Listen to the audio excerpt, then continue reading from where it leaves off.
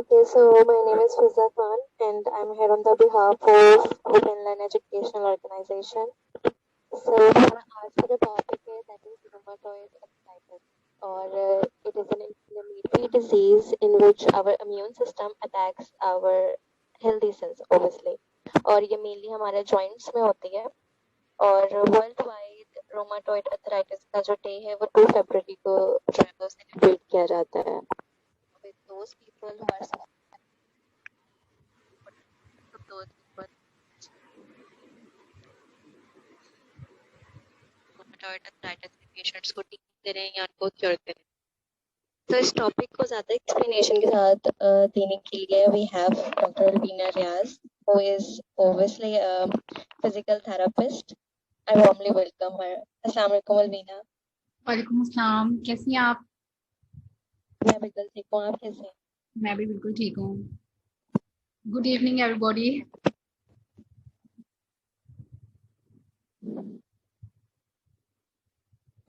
I think हमें start करना चाहिए। हाँ जी, श्योर, स्टार्ट करें। आप स्क्रीन शेयर कर लें तो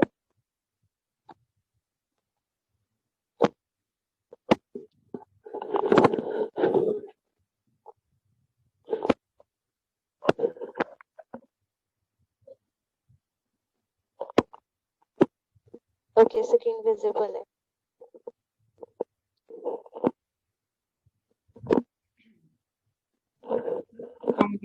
Today is 20th August 2021 and we should learn the physical therapy management for rheumatoid arthritis.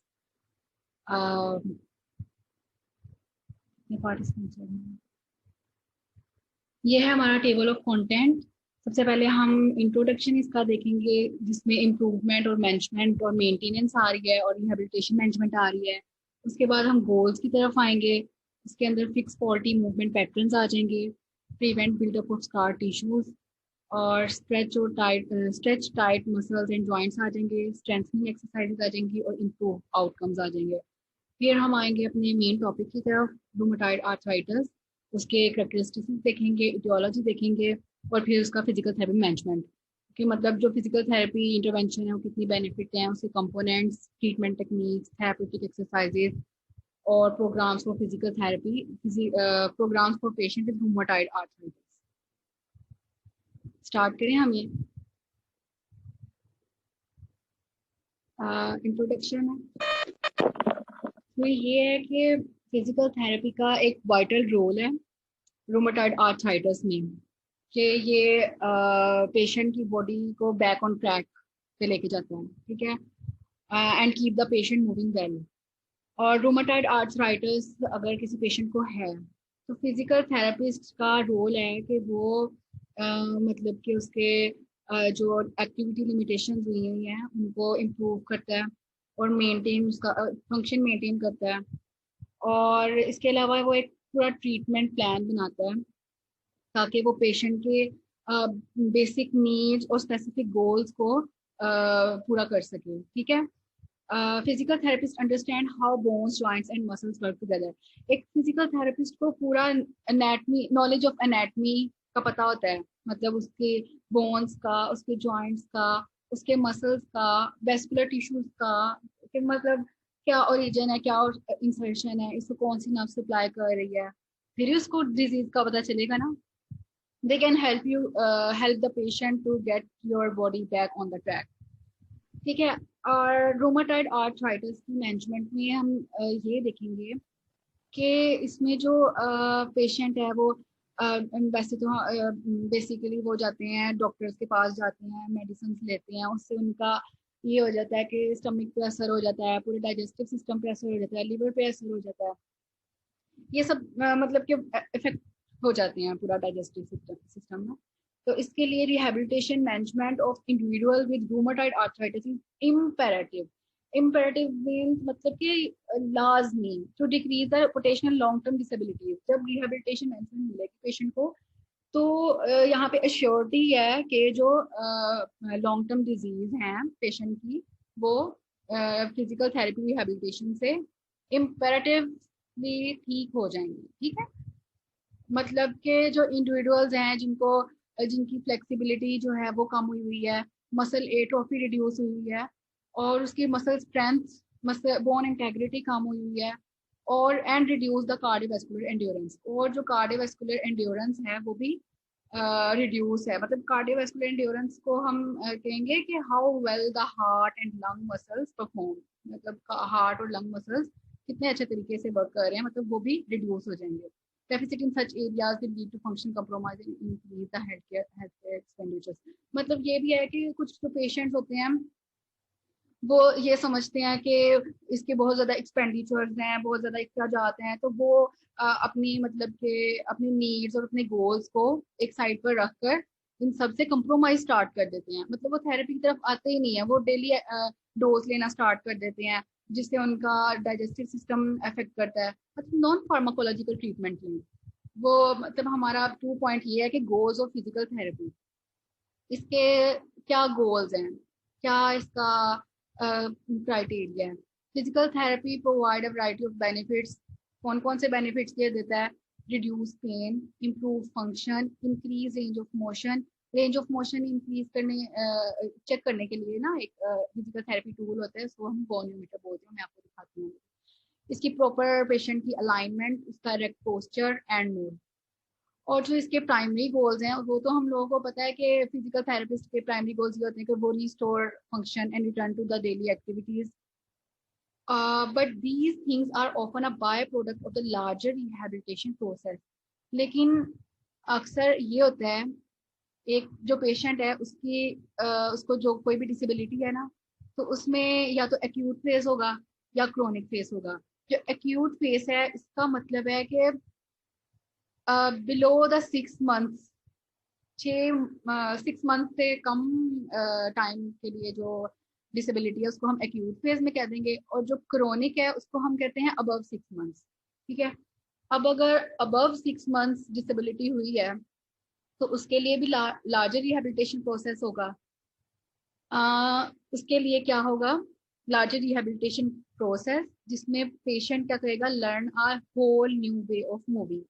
अब अगर क्रोनिक फेस है, 6 मंथ्स हो गए हैं, उसको डिसेबिलिटी है, वो नहीं ठीक हो रहा, डोज ले रहा है, तो उसके लिए पूरा एक अगर वो फिजिकल थेरेपिस्ट के पास आता है तो फिजिकल थेरेपिस्ट उसका एक पूरा ट्रीटमेंट प्लान बनाता है। उसमें लार्जर रिहेबिलिटेशन प्रोसेस होगा। मतलब उसमें टाइम लगेगा थोड़ा सा, लेकिन ये है कि एश्योरिटी है कि फिजिकल थेरेपी से वो जो डिजीज है, डिसेबिलिटी है, वो कम हो जाएगी। इसके बाद है इसका जो गोल है, goal number 1, fix faulty movement patterns.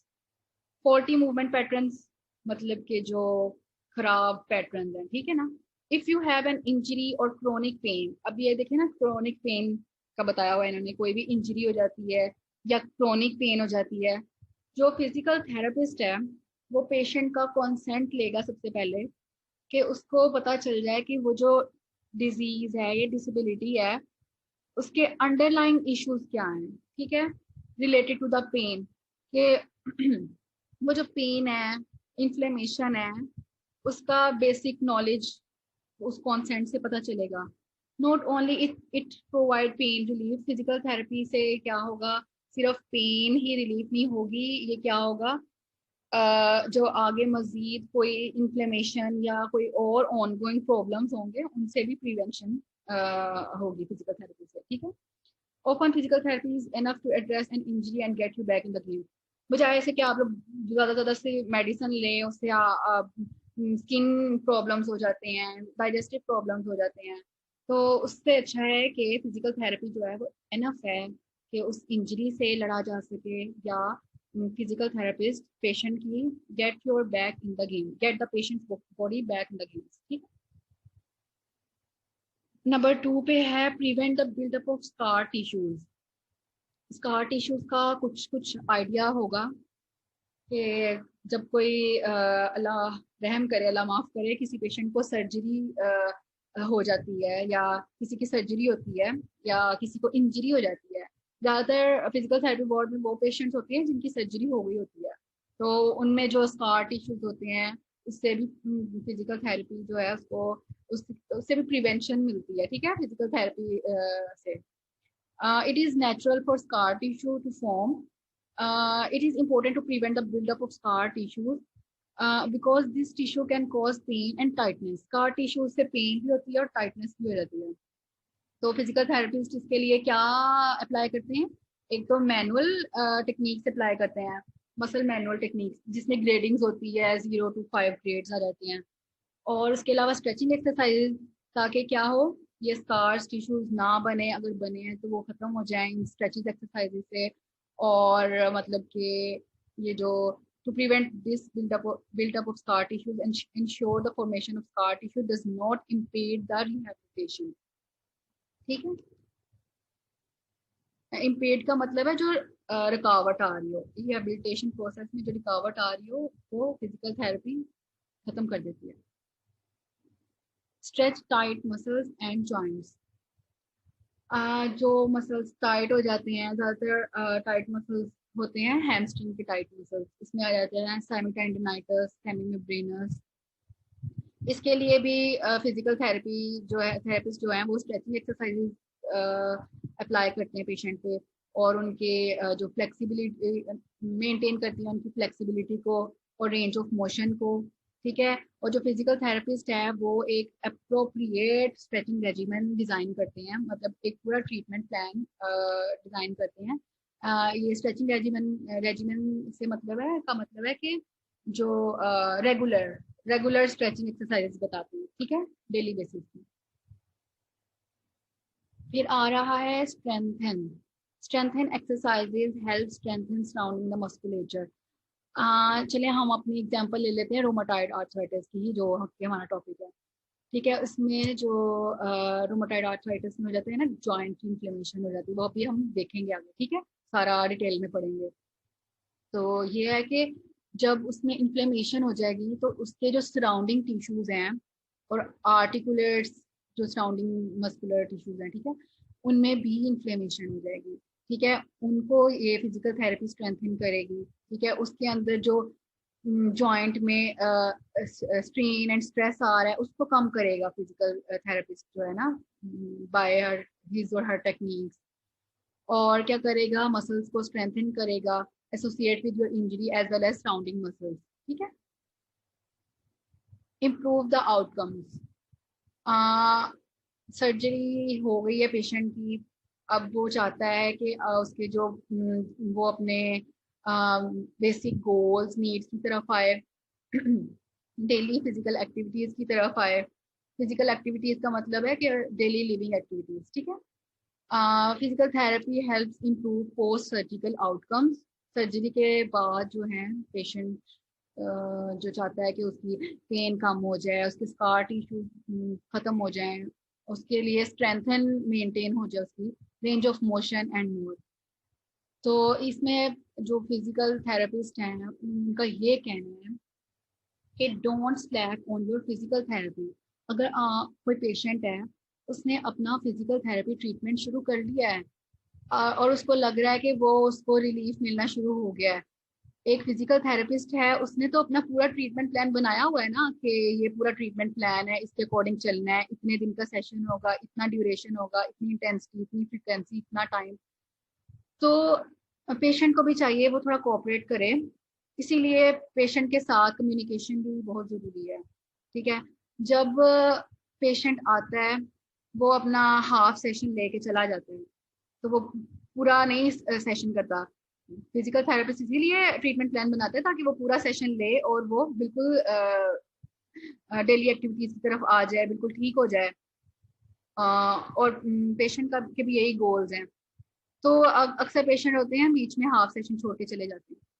तो इसके लिए फिजिकल थेरेपिस्ट का ये कहना है कि don't slack on your physical therapy. मतलब कि इतनी सुस्ती ना दिखाएं फिजिकल थेरेपी में कि आप लोग अपने अगर चाहते हैं कि ये डिसेबिलिटी से प्रिवेंशन हो जाए, मिल जाए, ठीक हो जाए आप, तो पूरा फिजिकल थेरेपी सेशन लें. ठीक है. If you want pain relief, improve mobility, increase strength and flexibility and improper alignment, don't slack on your physical therapy.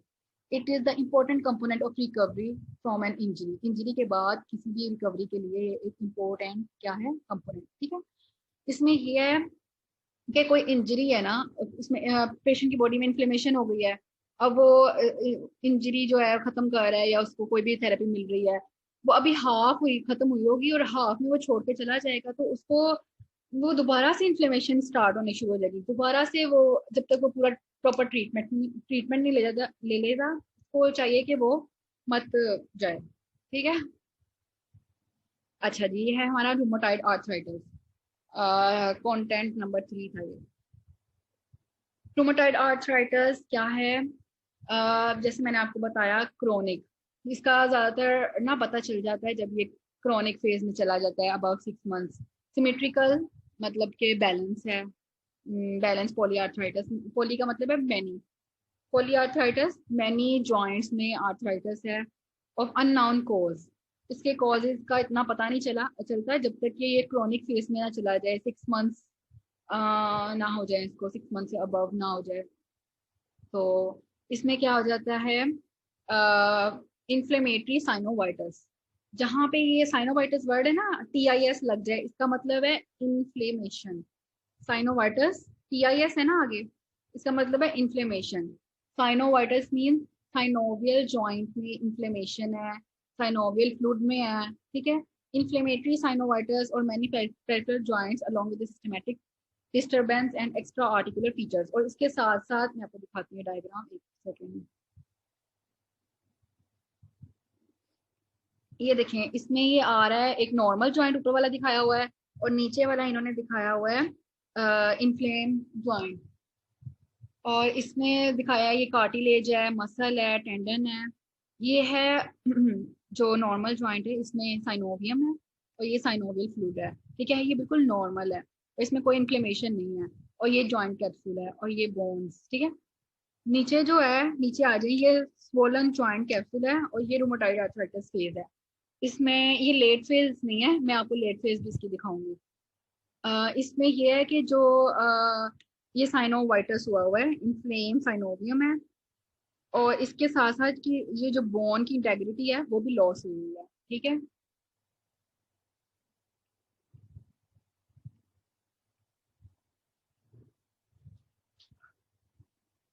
अच्छा जी, course of disease processes for long duration which may be increase और process remission. अगर ये chronic face है तो इसका जो course of disease है वो भी प्रोलॉन्ग ड्यूरेशन के लिए हो जाएगा। इससे क्या होगा, प्रोसेस रिमिशन हो जाएगा। प्रोसेस रिमिशन मतलब कि जो प्रोसेसेस हैं, मतलब कि कुछ एक्टिविटीज हैं उनमें कमी आ जाएगी। Rheumatoid arthritis is characterized by symmetrical inflammatory polyarthritis, extra articular involvement होती है, एक्स्ट्रा आर्टिकुलर मसल्स इन्वॉल्व होते हैं। For example in the lungs और many other organs, progressive joint damage causing the severe disability.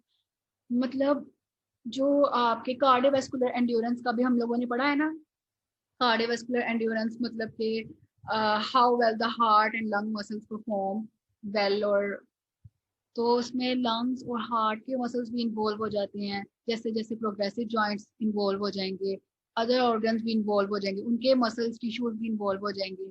और फिर ये क्रोनिक स्टेज है तो इसमें क्या होगा, सिवियर डिसेबिलिटी आगे से आगे होती जाएगी। इसके इसके करेक्टरिस्टिक्स ये हैं कि इसका प्रेवलेंस है 12.15%, इसका प्रेवलेंस है according to the previous research. और फीमेल टू मेल रेशो है, तो ये फीमेल्स में है 3:1। ठीक है। मेल्स में इसका रेशो 1 है और फीमेल्स का है 3। पीक एज इंसिडेंस, कौन कौन सी एज के एज में ये रोमाटाइड आर्थराइटिस अकर हो सकता है, मतलब कि ये 20 to 40 years ऑफ एज। आगे है इसकी इटियोलॉजी। इटियोलॉजी में ये है कि जो हम लोग पहले भी पढ़ चुके हैं, जो इसका मेन कॉज है वो तो अभी अननोन है। ठीक है। जब क्रोनिक स्टेज में आता है तो तब ज्यादातर इसका पता चल जाता है, रोमेटॉइड आर्थराइटिस का। इसके कुछ रिस्क फैक्टर्स हैं वो हम देखते हैं। जेनेटिकली ये रोमेटॉइड आर्थराइटिस हो सकता है। ऑटो इम्यूनिटी, जो कम्प्लेक्सेस, ऑटो इम्यून कम्प्लेक्सेस हैं साइनोवियल फ्लूइड में, उसके अंदर क्या हो जाएगा, there is defect in cell affiliated immunity. जो एंटीबॉडीज हैं जो हमारी बॉडी में, पेशेंट की बॉडी में पहले से प्रेजेंट है, उनमें क्या हो जाएगा, कम्प्लेक्सेस जो है इसमें जब इन्फ्लेमेशन स्टार्ट हो जाएगी ऑटो इम्यूनिटी की वजह से, मतलब अगर जेनेटिकली है, उसके अलावा ऑटो इम्यूनिटी है, जब उसके अंदर सर्कुलेट्स करेंगे एंटीजेंस, तो उसमें क्या हो जाएगा, सेल एफिलिएटेड इम्यूनिटी डिफेक्शन आ जाएगी। ठीक है, फीमेल जेंडर इसमें ज़्यादातर इन्वॉल्व है और सिगरेट स्मोकर्स। ये है रूमेटॉइड आर्थराइटिस की लेट स्टेज, और इसमें है ये देखिए बॉटनियर डिफॉर्मिटी ऑफ द थंब। इसको हम कहते हैं कि टेंडन में जो इंजरी हो जाती है, कि जो थंब साइड पे है ना, आपको नजर आ रहा, इसमें जो टेंडन है इसमें इंजरी हो गई है, इंजरी हो जाती है, उसको बॉटनियर डिफॉर्मिटी कहते हैं, जिसमें जो डिफॉर्म फिंगर्स और टोज होते हैं और जो थंब बेंड डाउनवर्ड हो जाता है। ठीक है, और अल्नर डेफिएशन ऑफ मेटाकार्पोफैरेंजियल जॉइंट, जो लिटिल फिंगर के साथ, लिटिल फिंगर है ना, उसमें जो फोर आर्म आ जाती है ना, उस वो वाली साइड पे हो जाती है अल्नर बोन। ठीक है, तो उस साइड पे सारी ये मेटाकार्पोफैरेंजियल जॉइंट्स उस साइड पे डेविएट कर रहे हैं, तो हम कहेंगे अल्नर डेविएशन ऑफ मेटाकार्पोफैरेंजियल जॉइंट्स। और जो फिंगर्स हैं उनमें स्वान नेक डिफॉर्मिटी हो गई है। ठीक है, ये स्वान नेक बना हुआ है ना, स्वान का तो पता होगा आप सबको, स्वान नेक। अच्छा जी, हम पढ़ चुके हैं, ये इन्फ्लेमेशन है, और वो नॉर्मल जॉइंट है, ये इन्फ्लेम जॉइंट है, मतलब ये रूमेटॉइड आर्थराइटिस है। आगे है physical therapy management of rheumatoid arthritis.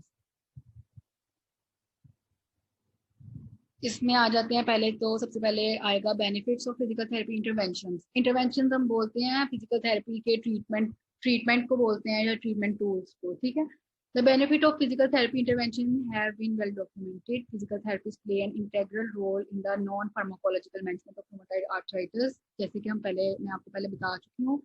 और इसमें क्या है, फिजिकल थेरेपी हेल्प करती है क्रॉनिक पेन को कम करने के लिए, डिसेबिलिटी को कम करने के लिए, और ये फ्लेक्सिबिलिटी को रिड्यूस करती है, या फ्लेक्सिबिलिटी को मेंटेन करती है, सॉरी, और एंड्योरेंस लाती है, पावर लाती है, स्ट्रेंथ लाती है, एरोबिक कंडीशंस में ये को मेंटेन करती है, रेंज ऑफ मोशन मेंटेन करवाती है। रेंज ऑफ मोशन भी हम आगे पढ़ेंगे कि देखेंगे, इसका टूल है एक, गोनियोमीटर उसको कहते हैं।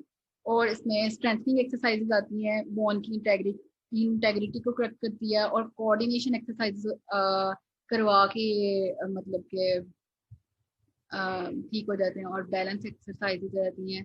बैलेंस एक्सरसाइजेज भी इसलिए करवाती हैं कि रिस्क ऑफ फॉल जो है वो भी डिक्रीज हो जाए। For the management of rheumatoid arthritis, physical therapy as adjunct to the drug treatment. ज़्यादातर ड्रग ट्रीटमेंट नहीं होता फिजिकल थेरेपी में, इसमें ज़्यादातर मैनुअल एक्सरसाइज टेक्निक्स यूज होती हैं। The four most common components of physical therapy for the rheumatoid arthritis. Most four components जो हैं रोमेटॉइड आर्थराइटिस में फिजिकल थेरेपी के, वो है एक्सरसाइज थेरेपी आ जाएगी। ठीक है, उसमें किसी भी तरह की एक्सरसाइज आ जाएगी, फ्लेक्सिबिलिटी एक्सरसाइज आ जाएगी, स्ट्रेंथनिंग एक्सरसाइजेज आ जाएंगी, joint protection advice and provisional of functional splinting and assistive devices. ये जो स्प्लिंटिंग और असिस्टिव डिवाइसेस हैं, इसको हम कहते हैं, जैसे क्रचेज आ जाते हैं, ठीक है, फ्रेम्स आ जाते हैं, व्हील चेयर वगैरह, इन सबको असिस्टिव डिवाइसेस कहते हैं। ठीक है, और मसाज थेरेपी आ जाती है, और पेशेंट एजुकेशन। मैं आपको पहले भी बता चुकी हूँ, पेशेंट एजुकेशन बहुत ज़रूरी है। जब मतलब कि जैसे जैसे पेशेंट को मतलब पेशेंट के पास नॉलेज होगा, वो अपना पूरा सेशन लेके जाएगा। जब वो बीच में सेशन छोड़ देगा तो उस सेशन का कोई फायदा नहीं होगा, इन्फ्लेमेशन दोबारा से इंक्रीज हो जाएगी। अच्छा जी, ट्रीटमेंट टेक्निक्स। इसकी ट्रीटमेंट टेक्निक्स इसमें आ जाएंगी, फिजिकल थेरेपी ट्रीटमेंट टेक्निक्स है ये। Cold and hot applications, cold for the acute face, cold therapy होती है, हॉट पैक्स होते हैं। ठीक है, cold for acute face and heat for chronic face. Okay, ये मीटिंग 10 मिनट्स में एंड होने वाली है। अच्छा, heat for chronic face and use before exercise. अच्छा, जो हीट है इसको हम वार्म अप के लिए भी कर देते हैं। ठीक है, और transcutaneous electrical nerve stimulation TENS is used to relieve pain. TENS use करते हैं ताकि पेन को कम किया जा सके। हाइड्रोथेरेपी और बाल्नियोथेरेपी, ये दोनों सेम एक ही चीज है। ठीक है, ये जॉइंट्स पे लोड कम करने के लिए हाइड्रोथेरेपी और बाल्नियोथेरेपी मतलब कि अप्लाई करते हैं। बाल्नियोथेरेपी का कम लोगों को नॉलेज होता है। उसका मतलब ये है कि जो ट्रीटमेंट ऑफ डिजीज है, इंजरीज है और फिजिकल एलिमेंट्स हैं, उनको बाथिंग के थ्रू, मतलब कि बाथिंग इसमें होता है, जैसे हाइड्रो का मतलब है वाटर, ठीक है, पानी के थ्रू या बाथिंग के थ्रू उसको लोड कम किया जा सकता है। जो मसाज थेरेपी है ये तो बहुत ही, आप कह लें, एक्साइटमेंट थेरेपी है, ठीक है। और इसमें जो आर्टिकुलर मसल्स हैं वो ट्रिगर पॉइंट है ना रूमेटाइड आर्थराइटिस में, तो उनके उसके लिए ये बहुत बेनिफिट है on the improvement of function, pain reduction, reduction of the disease activity, improve flexibility.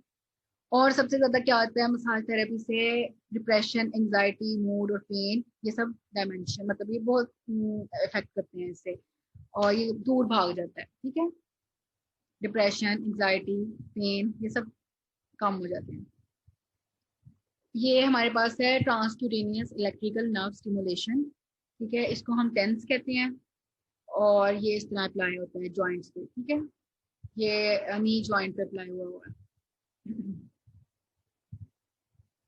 Next करें। और ये है हमारा गोनियोमीटर स्केल, ठीक है, इसको हम गोनियोमीटर कहते हैं। ये एक टूल है, इंटरवेंशन टूल है। इसमें ये होता है कि इसमें 2 आर्म्स होते हैं, ठीक है। इसके अंदर डिग्रीज देखते हैं, कितने डिग्री तक पेशेंट जो है वो फ्लेक्शन कर रहा है, कितने डिग्री तक एक्सटेंशन हो रही है, एबडक्शन, एडक्शन, मूवमेंट्स चेक करते हैं। ये goniometer range of motion check करते हैं बेसिकली, ठीक है। और आ रहा है थेराप्यूटिक एक्सरसाइजेज। इसमें है फिजिकल एक्सरसाइजेज है to increase the physical capacity of the patient. और इसमें क्या होता है, पेशेंट की मस्कुलर एंड्योरेंस, पावर, स्ट्रेंथ, वो क्या होती है, इम्प्रूव इम्प्रूव हो जाती है। और इसके अलावा है, before beginning an exercise program perform a global evaluation of the situation, joint inflammation, local और systemic state of the disease, age of the patient and grade of the collaboration. किसी भी प्रोग्राम को शुरू करने से पहले पेशेंट और जो है फिजिकल थेरेपिस्ट, वो मतलब फिजिकल थेरेपिस्ट पेशेंट का कॉन्सेंट लेगा। उसमें क्या होता है, इवेलुएट करेगा, ग्लोबली इवेलुएशन करेगा सिचुएशन की फिजिकल थेरेपिस्ट, ठीक है, कि जॉइंट कितना इन्फ्लेम है, लोकल लेवल पे है या सिस्टमेटिक लेवल पे है, क्या स्टेट है उस डिजीज की, पेशेंट की क्या एज है, और कितने परसेंट वो कोलैबोरेट कर रहे हैं, ठीक है। पेशेंट की कोलैबोरेशन भी बहुत ज़्यादा इफेक्ट करती है, बहुत ज़्यादा ज़रूरी है। Exercise therapy is aim of improving daily functioning and the social participation by means of improvement and the strength, aerobic condition, the range of motion, stabilization and coordination. Exercise therapy का इस सब का एम क्या है कि patient की daily function activities को improve करना, उसको सोशल पार्टिसिपेशन की तरफ लेके आना, और इम्प्रूवमेंट किस में लाना, उसकी स्ट्रेंथ में, मसल्स में, बोन इंटेग्रिटी में, पावर में, और उसकी रेंज ऑफ मोशन को ठीक करना, मतलब कि कुछ रेंज ऑफ मोशन बहुत ही कम कम डिग्रीज पे, कम लेवल पे होती है, हालांकि फुल रेंज ऑफ मोशन हो जाती है। अगर आप शोल्डर को अबडक्ट करें, वो फुल उसकी अबडक्शन 180 डिग्री पे हो जाती है, 150 डिग्री वैसे अबडक्शन होती है शोल्डर की। और स्टेबलाइजेशन एंड कोऑर्डिनेशन, पेशेंट को की बॉडी को स्टेबलाइज करना और कोऑर्डिनेशन, ये सब थेरेप्यूटिक एक्सरसाइज में आ जाए। Program for patients with rheumatoid arthritis क्या इंक्लूड है इसके अंदर, range of motion exercises, aerobic exercises, मतलब कि cardiovascular endurance, stabilization, coordination exercises. इसको स्टार्ट करेंगे मॉडरेट इंटेंसिव एक्सरसाइज प्रोग्राम से। Moderate and high intensive exercise program, ये दोनों एक्सरसाइज प्रोग्राम है। और मॉडरेट और हाई इंटेंसिव, कहीं एक्यूट फेजेस होते हैं, वहाँ पे मॉडरेट इंटेंसिव एक्सरसाइजेज ही सही रहती हैं, और कहीं हाई इंटेंसिव एक्सरसाइज चलती हैं। और इसका पर्पस क्या है कि पेशेंट की स्ट्रेंथ, एंड्योरेंस और एरोबिक कैपेसिटी को इम्प्रूव करना। और सबसे ज़रूरी ये है कि जो फिजिकल थेरेपिस्ट हैं, एक जो आप कह लें प्रोफेशनल फिजिकल थेरेपिस्ट है, वो जब इंटरवेंशन अप्लाई करता है तो उसमें वो चेक करता है कि कितना, चेक करना या आप कह लें उसको नॉलेज होता है कि कितनी इंटेंसिटी, कितना ड्यूरेशन, मतलब कि उसको उस एक्सरसाइज के में पेशेंट को चाहिए। ठीक है. The duration and intensity of the exercise should be based on the individual patient and their assessment. जब उसकी असेसमेंट हो रही होती है वो तभी उसका आइडिया हो जाता है कि कितना ड्यूरेशन है, कितनी इंटेंसिटी या कितनी फ्रिक्वेंसी का उसको ट्रीटमेंट चाहिए. फिर आ रहे हैं प्रिकॉशंस. ठीक है. प्रिकॉशंस भी इसमें हम लोगों को पता होने चाहिए. ठीक है. इसमें ये होता है कि patient experience and exacerbation and the joints are acutely inflamed and then isometric exercise should be done. कहीं ऐसे हो जाता है कि जो उसके बहुत ज़्यादा पेशेंट को एक्सर्बेशन मतलब शिद्दत की पेन हो रही है. ठीक है. और जो जॉइंट है वो बहुत ज़्यादा इन्फ्लेम हो गया है. तो वहाँ पे बाकी एक्सरसाइजेज के अलावा आइसोमेट्रिक एक्सरसाइजेज जरूरी हैं जिसमें जो मसल्स हैं वो कॉन्ट्रैक्ट करते हैं. ठीक है. और अवॉइड करना चाहिए किससे stretching exercises in acute faces. Acute cases में स्ट्रेचिंग एक्सरसाइजेज नहीं करनी चाहिए. स्ट्रेचिंग एक्सरसाइजेज वो होती हैं जो रेजिस्टेंस एक्सरसाइजेज होती हैं. मतलब जो patient physical therapist resistance apply करे और पेशेंट को मूव करे अपने बॉडी बॉडी को या अपने मसल्स को जॉइंट्स को.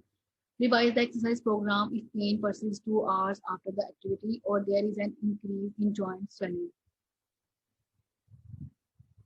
Revise the exercise program. अच्छा जी, ये एक्सरसाइज प्रोग्राम को ये एक्सरसाइज दोबारा से देनी होगी. कोई भी एक्सरसाइज मतलब कि आप कह लें थेरेप्यूटिक मैनुअल मसल टेक्निक कह लें उसको दोबारा से मतलब कि परसिस्ट करना होगा अगर जो पेशेंट के जॉइंट में स्वेलिंग हो गई. ठीक है. Patient with active rheumatoid arthritis in their knee should avoid the climbing stairs. Patient को अवॉइड करना चाहिए जिनको रूमेटॉइड आर्थराइटिस है उनको ज़्यादा सीढ़ियाँ नहीं चढ़ना चाहिए. वेट लिफ्टिंग से अवॉइड करना चाहिए. उससे क्या होगा उनका जो इंट्रा आर्टिकुलर प्रेशर है नी जॉइंट पे वो बढ़ जाएगा. ठीक है. और avoid excessive stress over the tendon with stretching and avoid ballistic movements. ठीक है. जो टेंडन है उसके ऊपर स्ट्रेचेज या स्ट्रेस लोड वो ज़्यादा बेनिफिट नहीं है. ठीक है. उसे अवॉइड करना होगा. और इन्होंने बताया है avoid realistic movements. Realistic movements होती है हाई इंटेंसिटी एक्सरसाइजेज या हाई इंटेंसिटी एक्टिविटीज जैसे कि किकिंग हो गई, थ्रोइंग हो गई, मूवमेंट किसी भी तरह की मूवमेंट होगी विद हाई वेलोसिटी. ठीक है. Ballistic movements means the movements with high velocity की मूवमेंट्स जिसके अंदर जो एंटागोनिस्ट मसल्स हैं वो इनिशियली कॉन्ट्रैक्ट करते हैं. इसे अवॉइड करना चाहिए. जैसे कि कुछ चीज फेंक रहे हो दूर से या कोई हाई इंटेंसिटी की या हाई वेलोसिटी की किक किक मार रहे हो इस तरह इसे अवॉइड करना चाहिए. So this was our session. Do the physical therapy. I really think you will be pleased.